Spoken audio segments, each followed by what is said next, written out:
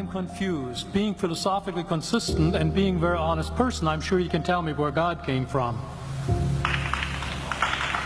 And in addition, once you've told me where God comes from, please try to clarify how you can figure that a spiritual force can have an impact on a material universe to create it.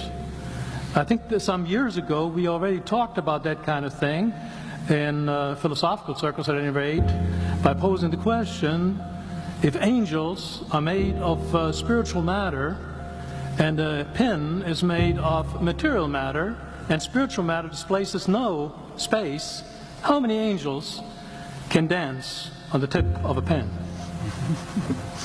I have a sense of sort of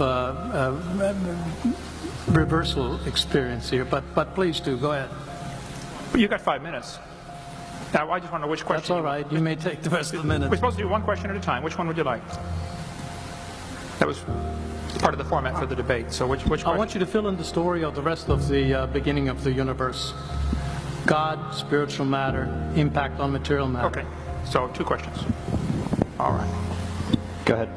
All right, your question, where did God come from, assumes that you're thinking of the wrong, obviously it displays that you're thinking of the wrong God, because the God of the Bible is not affected by time, space, or matter. If he's affected by time, space, or matter, he's not God.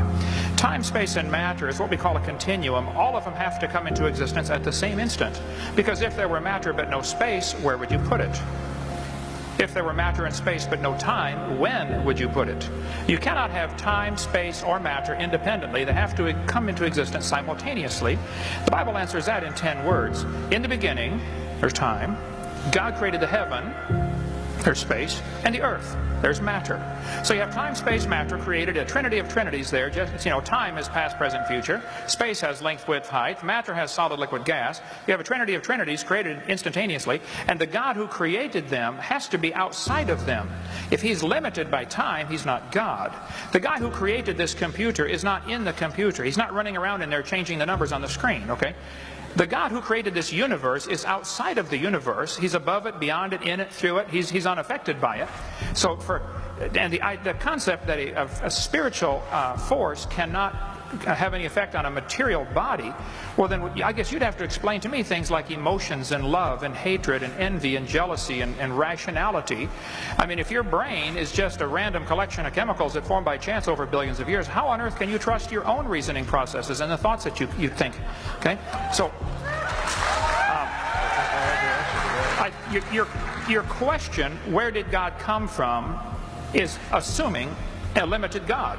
And that's your problem. The God that I worship is not limited by time, space, or matter. If I could fit the infinite God in my 3-pound brain, he would not be worth worshiping, that's for certain. So that's the God that I worship. Thank you.